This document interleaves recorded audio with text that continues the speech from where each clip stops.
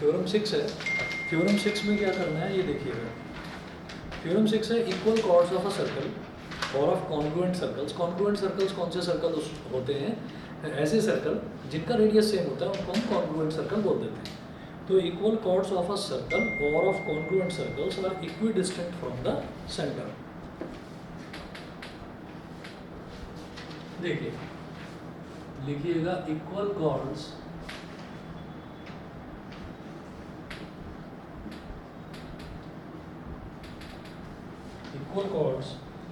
of a circle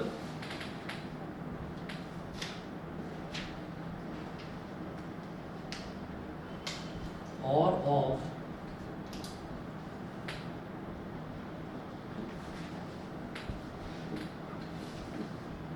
equal chords of a circle or of congruent circles are equidistant from the center.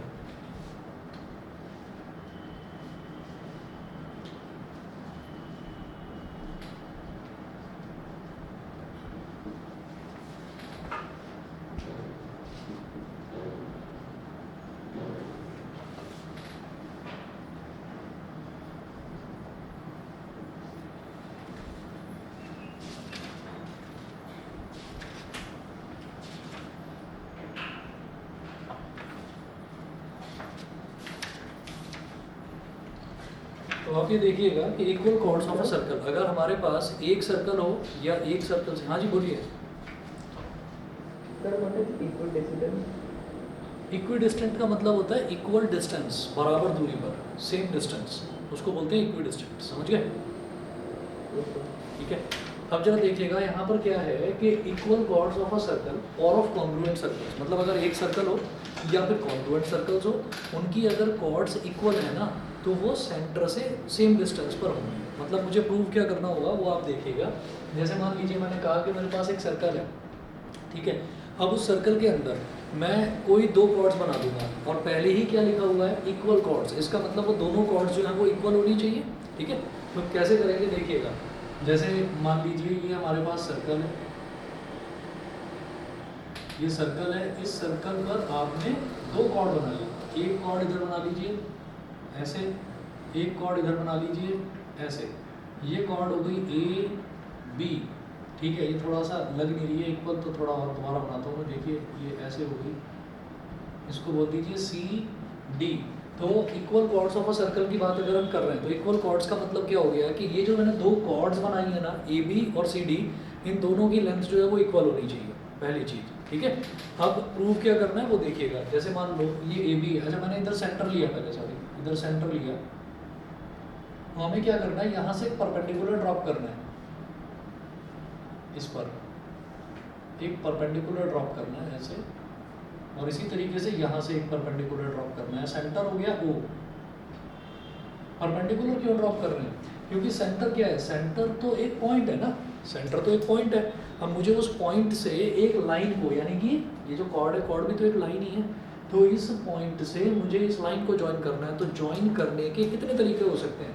जैसे मान लीजिए ये एक line है और ये एक पॉइंट है। लाइन मतलब समझ लीजिए जैसे कि ये कॉर्ड है ना, और ये पॉइंट मतलब समझ लीजिए जैसे कि ये सेंटर है। मतलब मैं इसको निकाल कर बाहर रख रहा हूँ। तो अब आप क्या करें कि यहाँ से मैंने एक परपेंडिकुलर ड्रॉप कर दिया, ठीक है, या फिर मैंने ये लाइन ऐसे ज्वाइन करी, या ये लाइन ऐसे ज्वाइन करी, या ये लाइन ऐसे ज्वाइन करी, या ये लाइन ऐसे ज्वाइन करी। मतलब एक पॉइंट से एक लाइन का डिस्टेंस निकालने के हजारों तरीके हैं हमारे पास। कितनी लाइन बना सकते हैं? इनफाइनाइट नंबर ऑफ लाइन्स खूब बना सकते हैं। तो फिर हमें एक ऐसी लाइन लेनी है जिस पर किसी तरीके का कोई कॉन्फ्लिक्ट ही ना हो। तो हम ये कहते हैं कि जब भी किसी पॉइंट के और किसी लाइन के बीच का डिस्टेंस निकाला जाता है तो that distance should always be perpendicular distance. समझ गए? तो क्या प्रूव करना है मुझे कि ये जो सेंटर है, सेंटर से सी डी का जो डिस्टेंस है, सेंटर से ए बी का जो डिस्टेंस है, ये हमेशा इक्वल होगा। ये चीज़ प्रूव करनी है।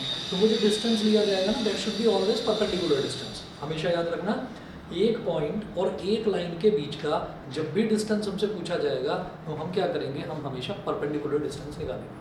क्लियर है भाई सभी को ये बात? ठीक है, ये हमेशा याद रखना। अभी आज 9th क्लास में, 10th 11th 12th आगे ग्रेजुएशन तक हमेशा पॉइंट और लाइन के बीच का डिस्टेंस हमेशा परपेंडिकुलर डिस्टेंस निकाला जाता है। ठीक है, चलिए जी ऑनलाइन वाले बता दें, क्लियर है यहाँ तक? ठीक है। ओके, अब जरा ये देखना कि इसमें मुझे प्रूव क्या करना है। इक्वी डिस्टेंट का मतलब होता है इक्वल डिस्टेंस, बराबर डिस्टेंस, सेम डिस्टेंस। मतलब मैं यहाँ क्या प्रूव करना चाह रहा हूँ, यहाँ लिखिएगा गिवन। सबसे पहले तो लिखिएगा गिवन, कि गिवन क्या है, इक्वल कॉर्ड्स। इक्वल कॉर्ड्स यानी कि ए बी और सी डी। गिवन में लिखें इक्वल कॉर्ड्स, और यहाँ ब्रैकेट में लिख दीजिएगा A B is equal to C D. A B is equal to C D, ये तो हमारे इक्वल कॉर्ड्स हो गए। अच्छा, प्रूव क्या करना है, टू प्रूव कि they are equidistant from the centre, मतलब सेंटर से इसका डिस्टेंस। अच्छा, मैंने ना ओ से अगर ए बी पर परपेंडिकुलर ड्रॉप करा तो बेटा इसको बोल दीजिए आप एम, इस पॉइंट को जहाँ पर वो टच कर रहा है उसको, कॉर्ड को। यहाँ से इस पर परपेंडिकुलर ड्रॉप कर दिया, इसको बोल दीजिए आप एन। ठीक है, एम और एन ये हमने बोल दिया। To prove O M is equal to O N, O M और ओ एन ये दोनों अगर इक्वल होंगे तो मैं कहूँगा सेंटर से इसका डिस्टेंस और सेंटर से इसका डिस्टेंस, दोनों के दोनों डिस्टेंस इक्वल हुए, यानी कि they are equidistant from the centre. ठीक, देखिए अब क्या करना होगा, यहाँ लिखिएगा कंस्ट्रक्शन। इधर पहले लिखें प्रूफ, पहले लिखें प्रूफ, और प्रूफ में सबसे पहले मुझे कंस्ट्रक्शन करना होगा, तो लिखिएगा कंस्ट्रक्शन।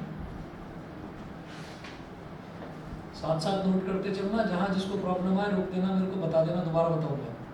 ठीक है, आज पता चल गया संडे में कितने बच्चे सोते हैं सुबह। ये सारे के सारे ऑनलाइन ही बैठे हुए, 3-4 बच्चे आए हैं बस इधर। चलिए देखिए जरा कंस्ट्रक्शन। कंस्ट्रक्शन में मुझे क्या करना होगा कि ये तो हम परपेंडिकुलर तो ड्रॉप कर ही चुके हैं, इसको तो छोड़ो आप। मुझे O M is equal to O N करना है ना प्रूफ। तो वो को बी से और डी से जॉइन करेंगे। नहीं वो तो सही है, बी से और डी से आर एच एस से कॉम्बिनेट अरे वो तो सही है, एक मिनट। ठीक है, सही कह रहे हो, बी से और डी से कर दूँ जॉइन, बी से और डी से। चलिए जी, ओ को हमने क्या करा, बी से ज्वाइन करा, और ओ को डी से ज्वाइन करा। लिखिएगा join O B and O D, O B and O D. आपने ओ बी और ओ डी को ज्वाइन कर दिया। ओ बी और ओ डी को ज्वाइन करने पर क्या होगा देखिएगा, अब नोट कीजिए। हाँ बताता हूँ अभी, नोट कीजिएगा। In triangle O M B and triangle O N D, ये लिखिएगा in triangle O M B and triangle O N D. O M B और ओ एन डी दो ट्राइंगल्स हैं हमारे पास। क्या करेंगे इसमें, आप ये कहिएगा कि एंगल ये O M B is equal to angle O N D. Angle O M B is equal to angle O N D, दोनों ही 90 डिग्री के इक्वल हैं, इज इक्वल टू 90 डिग्री। पहली चीज़ तो ये हो गई। उसके बाद आगे का देखते हैं। आगे मेरे को ये प्रूव करना होगा, मतलब प्रूव साइड में कर देंगे। आप बस ये लिख दीजिए कि ये जो एम बी वाली लाइन है ना, M B is equal to N D. पहले लिख दो, कैसे है बताता हूँ अभी। पहले लिख दीजिए यहाँ पर कि M B is equal to N D, ये मैंने लिख दिया, M B is equal to N D. उसके बाद क्या करना है, उसके बाद यहाँ पर आप एक ब्रैकेट डालें, और ब्रैकेट डालकर यहाँ पर आप ये मेंशन कर दें ये दोनों इक्वल कैसे हैं। यहाँ पर ये लिखिएगा कि A B is equal to C D, A B is equal to C D, के ए बी सी डी के इक्वल दे रखा है, गिवन है ना। इधर ही बाजू में ब्रैकेट पे लिखिएगा गिवन, कि हाँ A B is equal to C D given है। आप दोनों तरफ हाफ से मल्टीप्लाई कर दो, half of A B is equal to half of C D. ये रीजन में आपको ऐसे लिखना है, half of A B is equal to half of C D.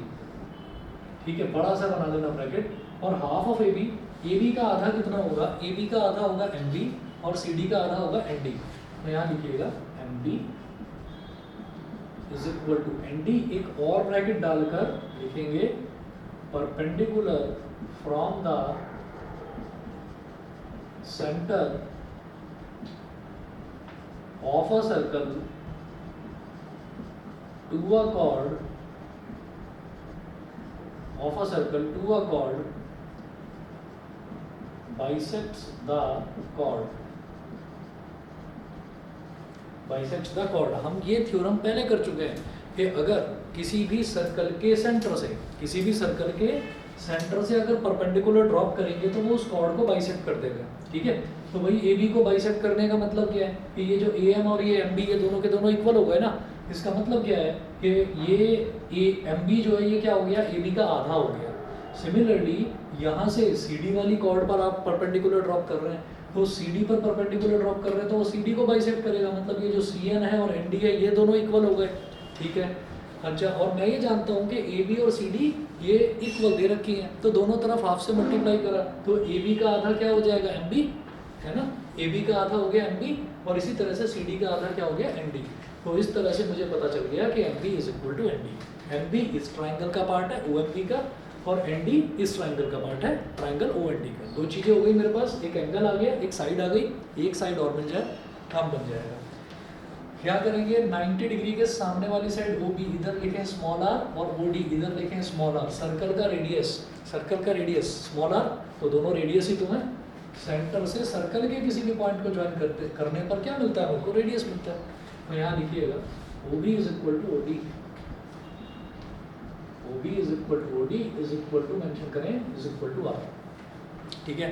अब जरा चेक करो क्या क्या मिल गया मेरे को। एक तो 90 डिग्री का एंगल मिल गया, 90 डिग्री वाले एंगल को क्या बोलते हैं, राइट एंगल। राइट एंगल मिल गया, राइट एंगल के सामने वाली साइड मिल गई, देखिए ये राइट एंगल है 90 डिग्री, इसके सामने वाली साइड मिल गई, ठीक है। हाइपोटेन्यूज मिल गया। अगर मैं इधर देखूँ ना ओ एम बी और ओ बी, तो मैं क्या यूज़ कर रहा हूँ, मैं ट्राइंगल ओ एम बी के सारे यहाँ पर पार्ट्स लिख रहा हूँ, चाहे उसका एंगल हो चाहे साइड हो। तो भाई क्या मिल गया मेरे को, एक तो एम बी मिल गई साइड, एक ये मिल गया 90 डिग्री के सामने वाली साइड इसको हाइपोटेन्यूज मिल गया, और एक राइट एंगल मिल गया। तो R H S congruence criteria, समझ गए, ठीक है।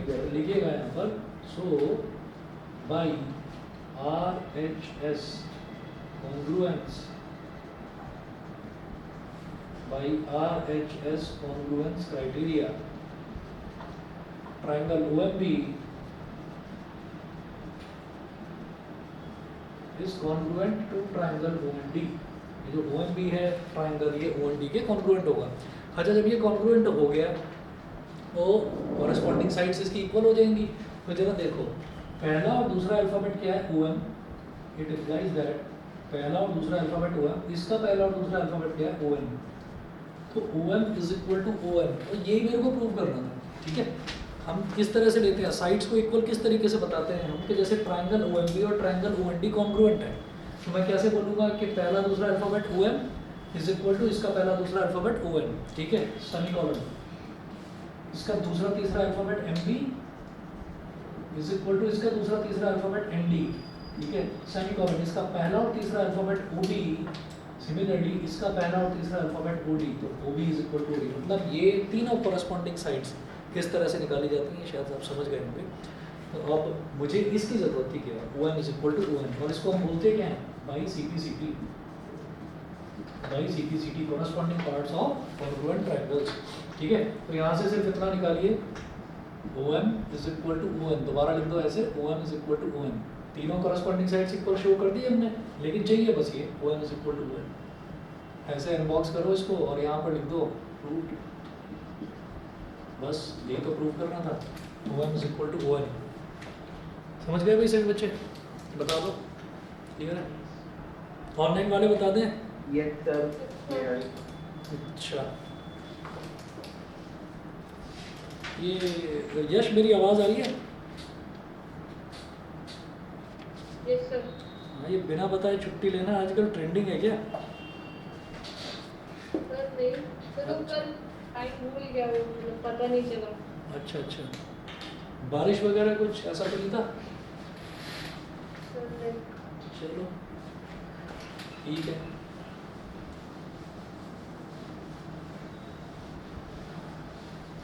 चलिए जी अगला देखते हैं, ये थ्योरम नंबर 6 था, थ्योरम नंबर 7 देखेंगे। अच्छा, ये याद रखना कि इनको ना उसके साथ में मत याद करना कि थ्योरम नंबर 6, थ्योरम नंबर 7, ये कुछ नहीं। थ्योरम का स्टेटमेंट याद रखना है आपको। क्या करेंगे वो, जैसे यहाँ पर लिखा हुआ था equal chords of a circle और कॉन्ग्रुएंट सर्कल्स, है ना, तो वो आपको सिर्फ ये बोल देंगे prove that equal chords of a circle are equidistant from the centre. वो ये बोल देंगे कि आप इसको प्रूव करिए, ठीक। तो आपको थ्योरम जो है वो पूरी की पूरी थ्योरम नंबर 6 प्रूव करो, ऐसा नहीं पूछा जाएगा पेपर में।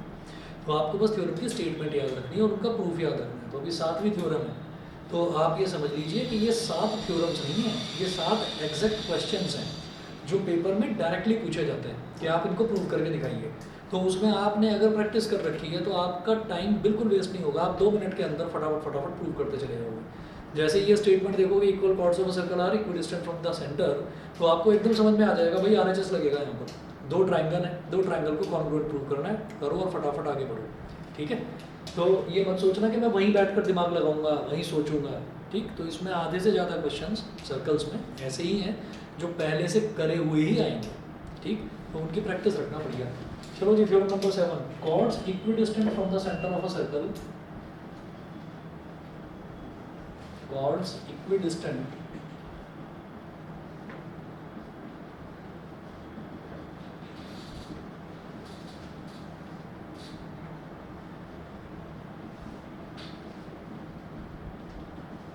chords equidistant from the center of a circle are equal in length.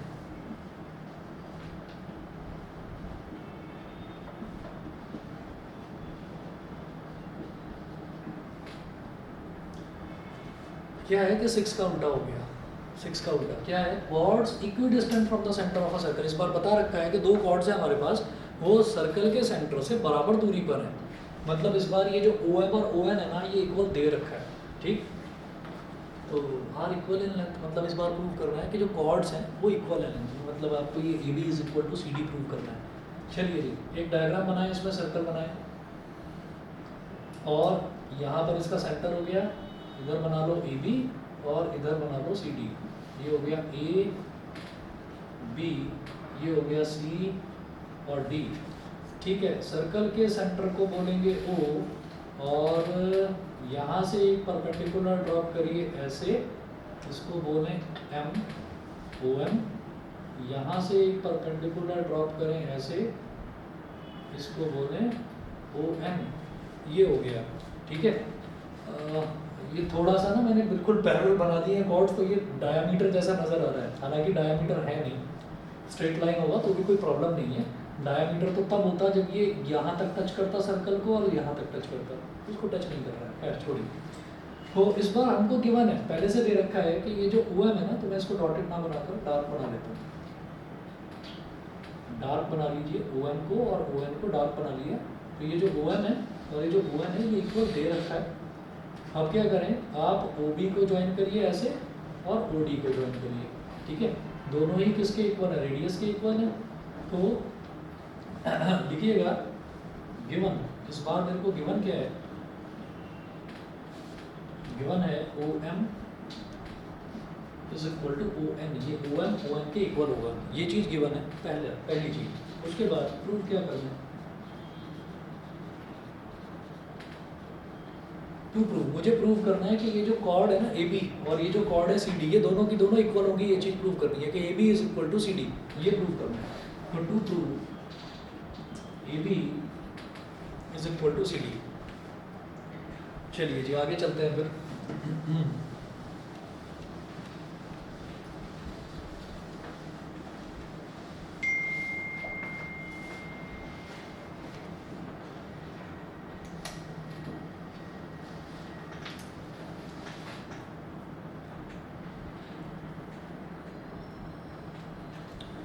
एक मिनट वेट करिए, कुछ इम्पोर्टेंट है।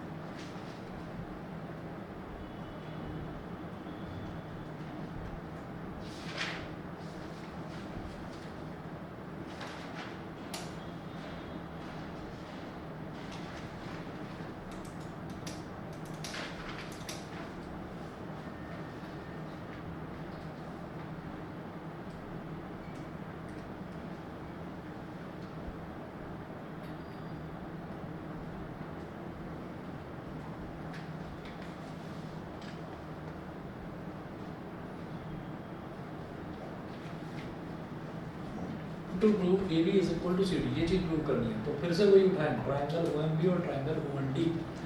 देखिए इन ट्राइंगल, सर इसमें ऐसे कर सकते हैं कि ओ ए और ओ सी को ज्वाइन कर दें तो O B equal to O A हो जाएगा और बीच का एंगल वर्टिकल अच्छा मैंने ओ ए और ओ सी को ज्वाइन कर दिया, तो ठीक है, सर उससे जल्दी हो जाएगा। जल्दी हो जाएगा। पता है क्या है, ये वाली जो लाइन है ना, ये वाली लाइन स्ट्रेट लाइन के जैसे दिखाई दे रही है। अगर मैं इसको थोड़ा सा टेढ़ा बनाता तो ये लाइन स्ट्रेट लाइन नहीं होती। मतलब अभी तो ये एक सिंगल स्ट्रेट लाइन के जैसे दिख रही है, लेकिन ये सिंगल स्ट्रेट लाइन नहीं है। तो अगर सिंगल स्ट्रेट लाइन होगी तभी तो मैं वर्टिकली अपोजिट एंगल वाला फंडा यूज़ कर सकता हूँ, नहीं समझे? अगर मान लीजिए यही जो सर्कल है, इसमें मैं ए बी को इस तरह से लेता और सी डी को इस तरह से लेता, तो हमारा ओ एम ऐसा हो जाता और ओ एन ऐसा हो जाता, ओ एम और ओ एन ऐसा हो जाता। और फिर अगर मैं इसको ऐसे ज्वाइन भी कर देता ना, और इसको ज्वाइन कर देता, तो ये एंगल और ये एंगल ये इक्वल नहीं होता, क्योंकि ये लाइन तो चलो फिर भी एक बार को सीधी दिखाई दे रही है, लेकिन ये वाली लाइन सीधी नहीं है। तो इसलिए मैं ये कहूँगा ये वर्टिकली अपोजिट नहीं हो सकते। वर्टिकली अपोजिट होने के लिए एक स्ट्रेट लाइन, दो स्ट्रेट लाइन्स का होना ज़रूरी है, ठीक है? इस वजह से वही पुराना तरीका लेकर चलो कि ट्राइंगल ओ एम बी और ट्राइंगल ओ एन डी ले। तो लिखिएगा in triangle O M B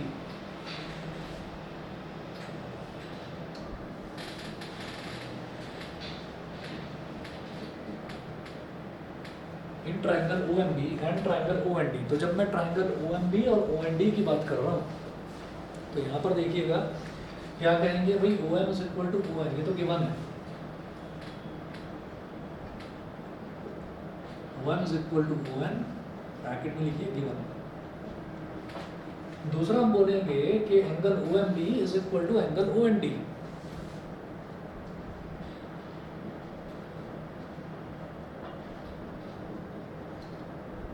ठीक है, angle O M B is equal to angle O N D, दोनों के दोनों 90 डिग्री के इक्वल है, ठीक। और उसके अलावा आप देखें ये हाँ कि O B is equal to O D,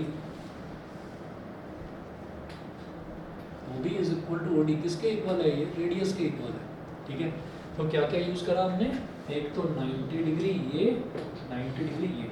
अच्छा, अगर मैं सिर्फ इधर वाले ट्राइंगल की बात करूँ ओ एम बी की, तो जरा इसको देखो, यहाँ पर मैंने एक 90 डिग्री यूज़ कर लिया, राइट एंगल के सामने वाली साइड यूज़ कर ली, मतलब हाइपोटेन्यूज, और उसके अलावा एक कोई भी तीसरी साइड यूज़ कर ली, तो राइट एंगल, हाइपोटेन्यूज और साइड। सिमिलरली यहाँ पर मैंने ये साइड, ये राइट एंगल और ये हाइपोटेन्यूज, तो राइट एंगल, हाइपोटेन्यूज, साइड। तो बाई RHS कॉन्ग्रुएंस क्राइटेरिया लिखें, by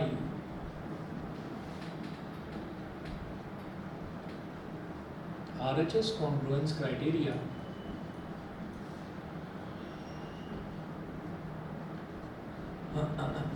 triangle OMB is congruent to triangle OND। और ये करते ही मैं ये कहूँगा कि भाई अब CPCT लगाएंगे, it implies that OM,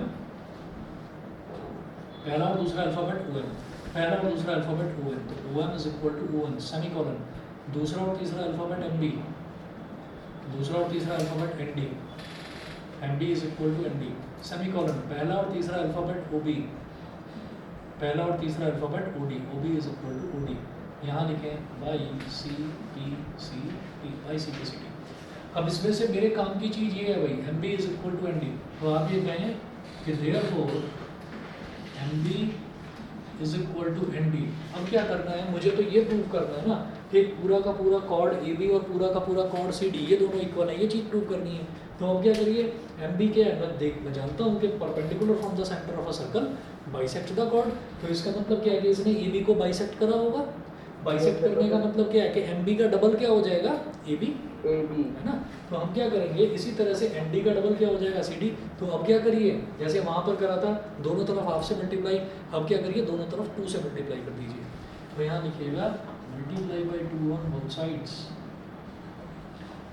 multiply by 2 on both sides. तो MB में 2 मल्टीप्लाई करिए और इसी तरह से ND में भी 2 मल्टीप्लाई करिए। तो 2MB is equal to 2ND, MB का double is AB and ND का डबल इज CD। और यहाँ पर एक रीज़न लिख देना बस इतना, because perpendicular from the centre of a circle, perpendicular from the centre of a circle bisects the chord।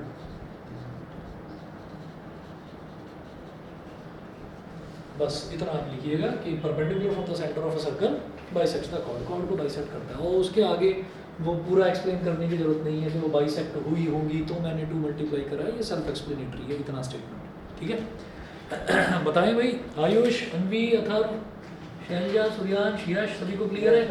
इससे समझ आ रही है। ठीक है, चलिए जी आगे चलता हूँ फिर मैं। आगे देखिएगा, ये हुई हमारी थ्योरम नंबर 7। थ्योरम नंबर 7 के बाद में एग्जाम्पल नंबर 2 है, ये है page number 178 of NCERT, example number 2। जरा ये देखते हैं, इंपॉर्टेंट है एग्जाम्पल ये वाला, ये मैं बिठा रहा हूँ इधर से ये वाला पोर्शन।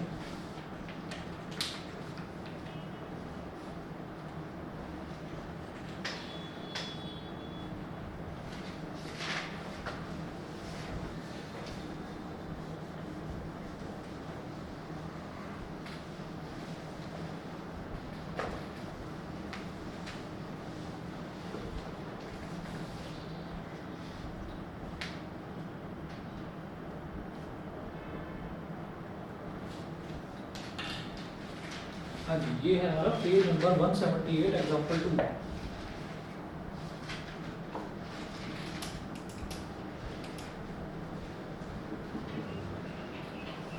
देखिएगा इसमें क्या है, एग्जाम्पल नंबर 2 में if two intersecting chords of a circle make equal angles with the diameter, if two intersecting chords of a circle, तो दो कॉर्ड्स हैं अभी तक जो हम कॉर्ड्स ले रहे हैं, इंटरसेक्टिंग तो नहीं है ना, एक कॉर्ड तो ये है ए बी, एक कॉर्ड ये है ए बी और सी डी आपस में टकरा नहीं रहे हैं, ठीक है, तो मतलब वो इंटरसेक्ट नहीं कर रहे हैं। इससे पहले भी जो हमने देखा था क्वेश्चन, वहाँ पर भी जो कॉर्ड्स थी वो आपस में टकरा नहीं रही थी। इस बार क्या है कि जो कॉर्ड्स हैं वो आपस में टकरा रही है, इंटरसेक्ट कर रही है। If two intersecting chords of a circle make equal angles with the diameter passing through their point of intersection, prove that the chords are equal, ठीक है। अब ये क्वेश्चन समझने वाला है, बड़ा सा बनाओ सर्कल और यहाँ पर बनाइए दो इंटरसेक्टिंग कॉर्ड्स, तो एक कॉर्ड तो ऐसे कर दो, ऐसे जा रही है, और एक कॉर्ड ऐसे कर दो आप,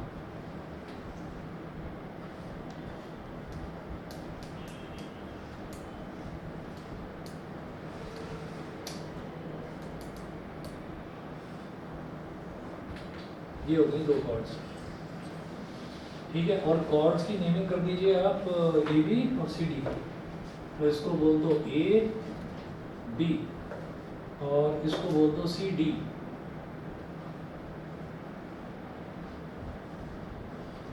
ए बी और सी डी, ये उसके बाद ये जो दोनों इंटरसेक्ट कर रही है ना, ये जिस पॉइंट पर इंटरसेक्ट कर रही है उस पॉइंट को हमने मान लिया ई।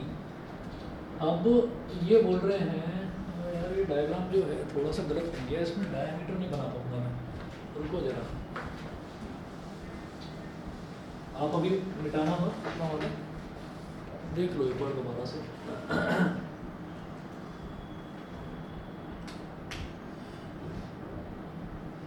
एक डायमीटर बना देता हूँ पहले, देख लेना आप अपने वाले डायग्राम में क्या चेंज करा जा सकता है। एक कॉर्ड इधर से गुजारी हमने ऐसे, और एक कॉर्ड इधर से गुजार दी ऐसे, इसको बोल दिया ए, इसको बोल दिया बी, इसको सी और इसको डी, और जो पॉइंट ऑफ इंटरसेक्शन है वो है ई। तो ये क्या बोल रहे हैं कि दो कॉर्ड्स हैं, इंटरसेक्टिंग कॉर्ड्स हैं दो, और उनका जो पॉइंट ऑफ इंटरसेक्शन है वहाँ से एक डायमीटर गुजर रहा है, वहाँ से एक डायमीटर गुजर रहा है। तो वो बोल रहे हैं if two intersecting chords of a circle make equal angles with the diameter passing through their point of intersection, कि उनके पॉइंट ऑफ इंटरसेक्शन से जो डायमीटर गुजर रहा है वो जो इक्वल कॉर्ड्स हैं ए बी और सी डी, वो उस डायमीटर के साथ में इक्वल एंगल बना रही है, मतलब ये वाला एंगल और ये वाला एंगल इक्वल होगा, ठीक है। ये दे रखा है। अच्छा, जो सेंटर है, सेंटर को हम क्या लेते हैं, ओ ही लेते हैं, तो सेंटर को आपने ले लिया ओ, ठीक। अब वो हमको ये चीज़ें दे रखी हैं, ठीक है। अब मुझे क्या प्रूव करना है कि ये जो कॉर्ड है ना ए बी और सी डी, ये पूरी की पूरी कॉर्ड ए बी और ये पूरी की पूरी कॉर्ड सी डी, ये दोनों के दोनों इक्वल है। ठीक है, ए बी और सी डी इक्वल है। तो भाई कैसे प्रूव करेंगे, देखिएगा जरा।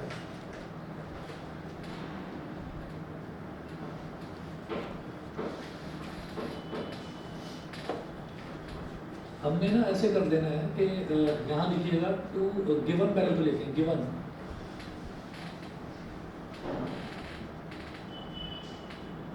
Given angle A E O,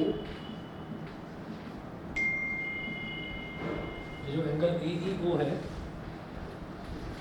angle A E O is equal to angle D E O,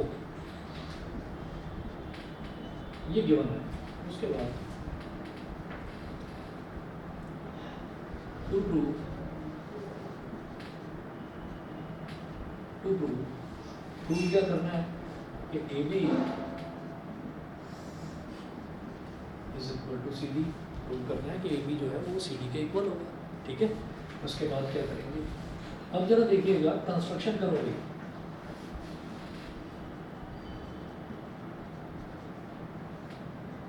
construction में क्या करिएगा कि ओ से इस पर परपेंडिकुलर ड्रॉप करो, लिखें यहाँ पर drop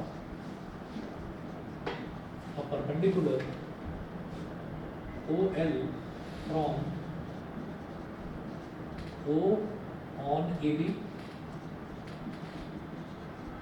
and another perpendicular OM from O on CD। तो O से एक परपेंडिकुलर ड्रॉप करा मैंने ए बी पर, इसको बोल दिया ओ एल, और O से दूसरा परपेंडिकुलर ड्रॉप करा मैंने सी डी पर, तो ए बी पर ड्रॉप करा और ये सी डी पर करा, इसको बोल दिया ओ एम। ठीक है, इतना करने के बाद में मेरे पास ना दो ट्रायंगल मिल गए। ऑनलाइन वाले बच्चों को दिखाई दे रहा है भाई, थोड़ा जूम इन करो इसको, बोलो देखो जरा, थोड़ा सर्कल बड़ा कर दिया है मैंने। सही था क्योंकि अब राइट वाला थोड़ा नहीं था। चलो ठीक है, नो प्रॉब्लम, सही है। थोड़ा सा ये सर बाकी का ठीक है। ठीक है, तो जरा देखिएगा, अब मैं ये कहूँगा कि in triangle O L E and triangle O M E, ये लिखिएगा in triangle O L E and triangle O M E, in triangle O L E and O M E. ठीक है, दो ट्रायंगल दे देते हैं। तो ट्रायंगल ओ एल ई में मैं ये कहूँगा कि एंगल ओ एल ई,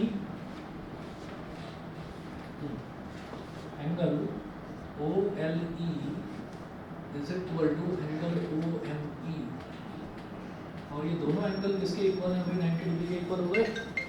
ठीक है, हेलो अर्श, हाँ मेरे को 15 मिनट बाद कॉल कर लो, आप खुद ही कर लो, बताओ तो। मिनर्वा मिनर्वा MINERVA, काफ़ी पुराना है, देख लो एक बार।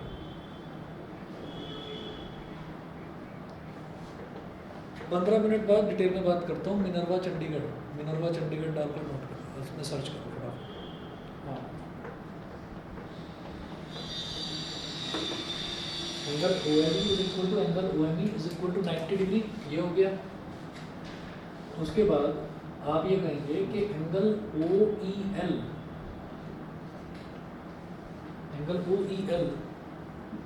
Is equal to angle OEN, bracket में लिखिएगा क्यों, ये दे रखा है हमको कि OEL और OEM इक्वल है। क्यों बता रखा है, ये जो इंटरसेक्टिंग कॉर्ड्स है ना, ये डायमीटर के साथ इक्वल एंगल्स बना रही है, ये दे रखा है। अब आगे चलता हूँ मैं।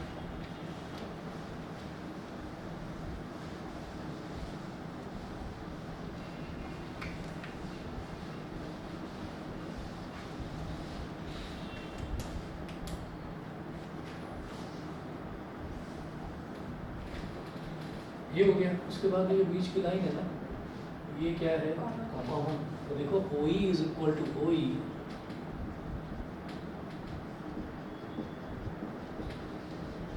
कॉमन साइड, ठीक है।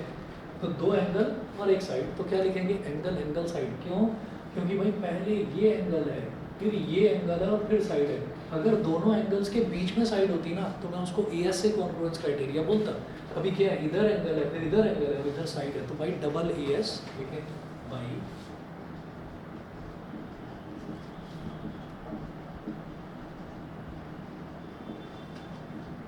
Double A S congruence criteria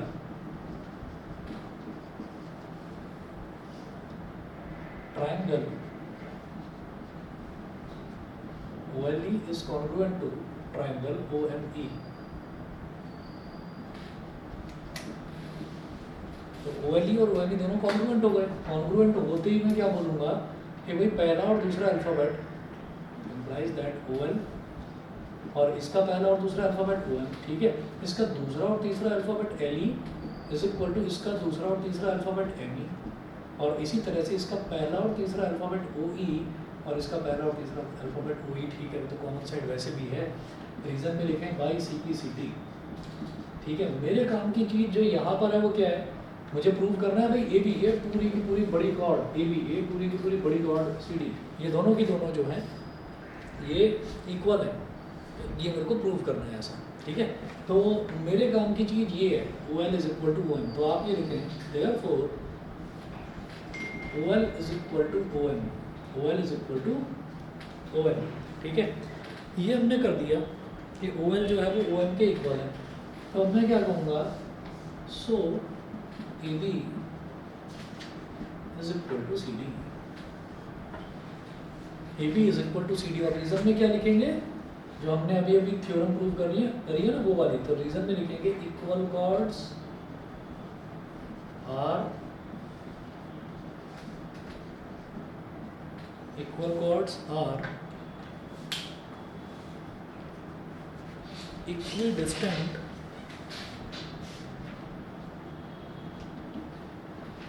from the center।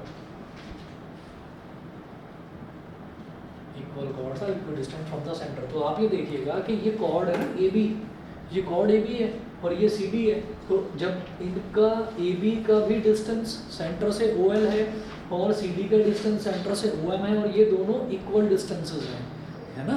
ये दोनों डिस्टेंसेस जब इक्वल हैं तो इसका मतलब कॉर्ड्स इक्वल ही रही होंगी। तो आप क्या लिखेंगे, equal chords are equal distant from the centre. हो गया प्रूफ?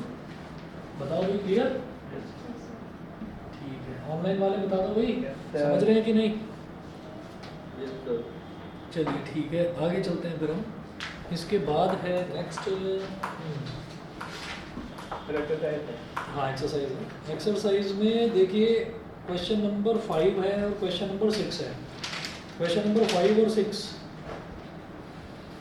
बल्कि 4, क्वेश्चन नंबर 4, 5, 6 ये तो मैं ही करवाऊंगा, होनी चाहिए आपसे, ठीक है। तीनों में अप्रोच बिल्कुल अलग अलग लेकर चलनी है और 4, 5 और 6 तीनों पर डार्क डार्क करके मार्क कर लो।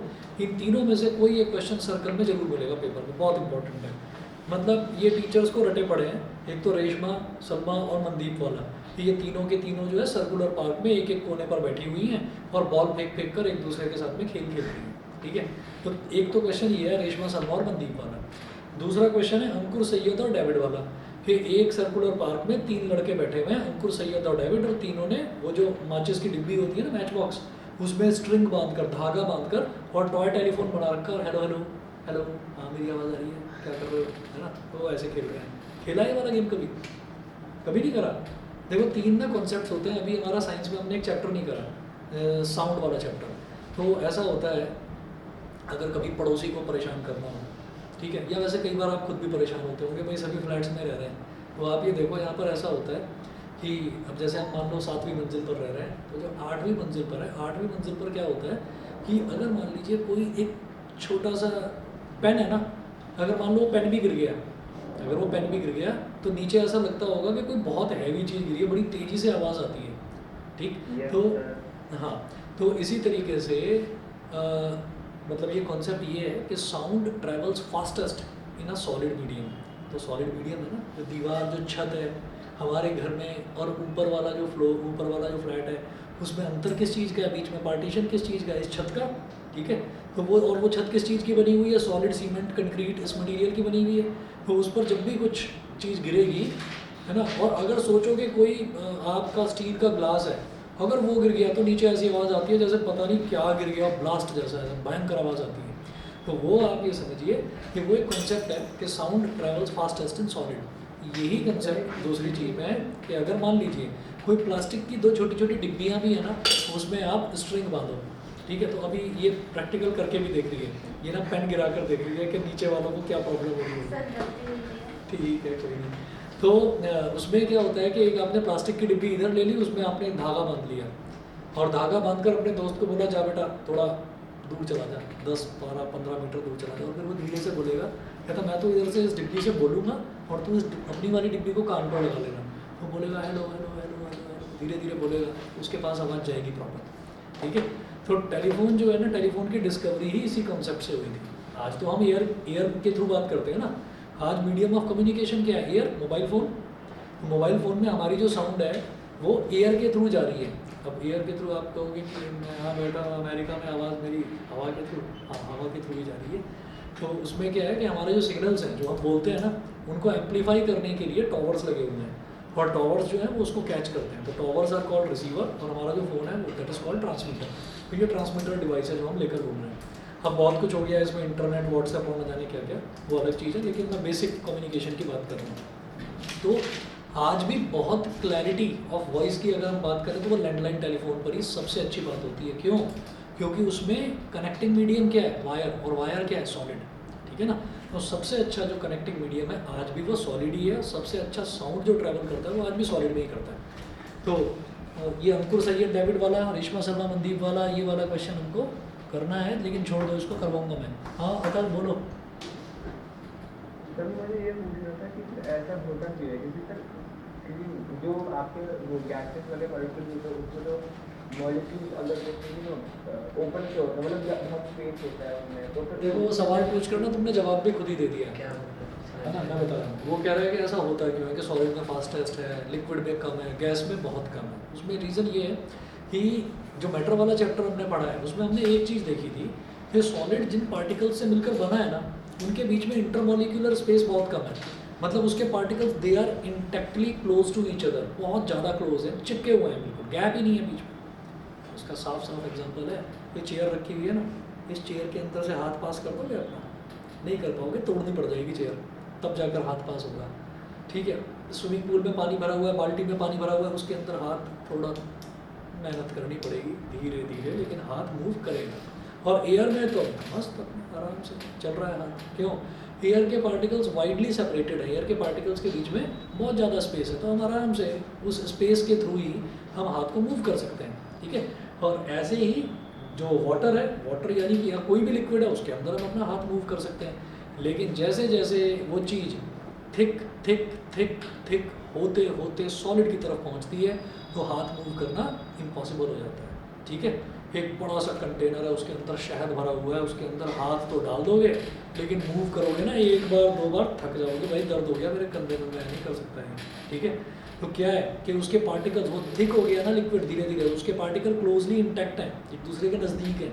और इसी तरीके से फिर हमने क्या करा, ये हाथ डाल रखा है शहद के अंदर, और कुछ ऐसा हो गया, टेम्परेचर इतना डाउन हो गया कि शहद जम गया, शहद जो है वो जम गया, तो क्या मूव कर लोगे हाथ? या पानी में हाथ डाल रखा है और उस पानी के कंटेनर को रेफ्रिजरेटर में डाल दिया और वो अगर जम गया तो हाथ भी उसके साथ ही हो गया काम, ठीक है। तो सॉलिड में पार्टिकल्स बहुत क्लोजली पैक्ड होते हैं। तो सॉलिड में जब आप किसी अपने हाथ को मूव नहीं कर पाते तो इसका मतलब क्या है कि सॉलिड के जो पार्टिकल्स हैं वो फटाफट, मैंने इस सॉलिड से बोला हेलो इधर से एक पार्टिकल से, तो वो तुरंत दूसरे पार्टिकल पर, तीसरे पर, चौथे पर, पांचवें पर, छठे पर ट्रांसफ़र होते होते होते होते जो मेरा फ्रेंड बैठा हुआ है दूसरा टॉय टेलीफोन लेकर, है ना, तो उसके पास तुरंत आवाज़ पहुंच जाती है। क्यों? क्योंकि पार्टिकल्स के बीच में गैप ही नहीं है, तो पार्टिकल एकदम एक फटाफट फटाफट फटाफट साउंड को आगे जो है कास्केड कर पहुँचा देते हैं, ठीक है। चलिए जी वापस आते हैं टॉपिक पर, कभी कभी ना भटक जाते हैं। एक्सरसाइज 10.4 का पहला क्वेश्चन देखिएगा, 10.4 का क्वेश्चन नंबर 1, ये मैं मिटा रहा हूँ इधर से।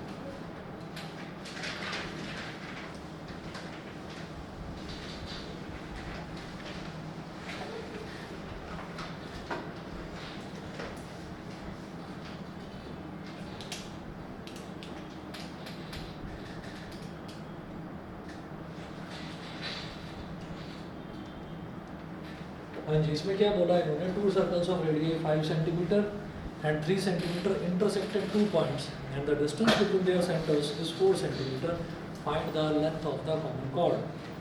तो 2 सर्कल हैं, एक का रेडियस है 5 सेंटीमीटर, एक का रेडियस है 3 सेंटीमीटर और दोनों इंटरसेक्ट कर रहे हैं।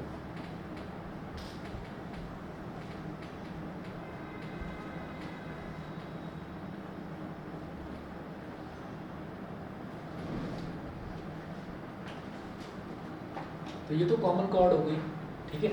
ये कॉर्ड कौन सी कॉर्ड हो गई, जो इस सर्कल में भी लाई कर रही है, इसमें भी लाई कर रही है। इसको ए भी बोल दो, इसको बोल दो पी, इसके सेंटर को बोल दो क्यू। पी से ए को ज्वाइन करो, ये कितना हो गया 5। पी से बी को ज्वाइन करो, ये भी 5। ए से क्यू को ज्वाइन करो, ये हो गया 3। और ऐसे बी से क्यू को ज्वाइन करो, ये हो गया 3। क्यों? क्योंकि इस सर्कल का रेडियस दे रखा है 5 सेंटीमीटर, इस सर्कल का रेडियस दे रखा है 3 सेंटीमीटर। अब दोनों सेंटर्स को ज्वाइन करो, दोनों सेंटर्स को ज्वाइन करो। तो ये जो बीच में बनने वाला, मतलब ये वाली जो ये जो पॉइंट है, इसको एम बोल दो, बीच वाले पॉइंट को एम बोल दो, ठीक है। तो मुझे यहाँ पर ये सबसे पहले प्रूव करना होगा कि ये जो ए एम और एम बी है इक्वल है। सबसे पहले मुझे ये प्रूव करना होगा कि ए एम और एम बी इक्वल है। उसके बाद आगे की कहानी मेरे को देखनी होगी। अगर ए एम और एम बी इक्वल हो गए तो फिर ए एम का डबल हो जाएगा ए बी। मुझे टोटल बस ए बी की लेंथ निकालनी है। तो कैसे करेंगे इसको? कुछ तरीका है, कोई आइडिया है? और दे रखा है कि डिस्टेंस बिटवीन देयर सेंटर्स, मतलब पी और क्यू के बीच का जो डिस्टेंस है दैट इज 4 सेंटीमीटर। ये जो डिस्टेंस है पी और क्यू के बीच का, ये 4 सेंटीमीटर। तो हिंट देकर छोड़ रहा हूँ, करना अपने आप। हिंट बता देता हूँ, समझ लो, चाहे तो नोट कर लो, ठीक। और शायद नहीं होगा आप लोगों से, मुझे ऐसा लगता है शायद नहीं होगा, लेकिन फिर भी एक बार कोशिश करना। सर इसका हो गया तो बहुत आसान अच्छा। तरीका हो गया है सर। इसमें मतलब अगर एक्चुअल डायग्राम बनाए ना, अगर सही में अगर एक्चुअल डायग्राम बनाए तो ये सर्कल इसके अंदर बनेगा। जो ए बी है ना, हाँ। ये राइट साइड वाला सर्कल जाना है, उसका डायमीटर होगा अगर AB? एक्चुअल डायग्राम बनाए। Yes sir, A B right वाले का डायमीटर होगा। यस सर, अगर एक्चुअल मेजरमेंट अरे एक्चुअल सुन तो रहे, ये जो ए बी है, ये ए बी उसका डायमीटर होगा, ये आप सही कह रहे हो। क्योंकि अगर इधर 5 है और इधर 3 है ना, तो 5 और 3 है, तो ये जो सामने वाली साइड है ये 4 नहीं होनी चाहिए, ठीक है। और ये वाला जो है ये 90 डिग्री का एंगल बनना चाहिए, कुछ ऐसा ही है? गलत बोल रहा हूँ? नहीं, सही बोल रहा हूँ।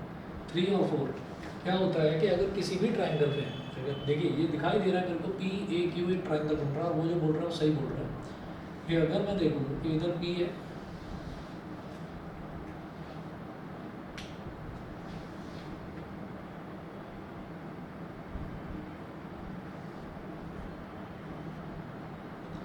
एक साइड है 5 सेंटीमीटर, और ये इसके दिमाग में कैसे आया? क्योंकि इसको दिखाई दे गया पाइथागोरियन ट्रिप्लेट है, बड़ी फेमस है।